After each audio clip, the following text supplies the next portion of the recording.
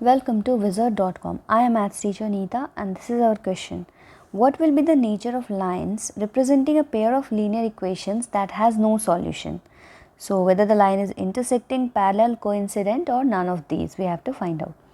So first of all, if no solution is present, then we can say that it means that the lines are never meeting.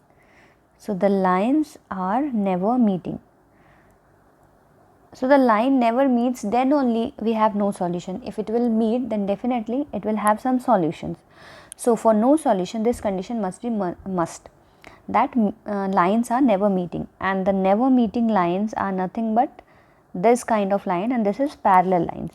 Therefore we can conclude that the nature of lines is parallel, and parallel is option B. So the answer is option B.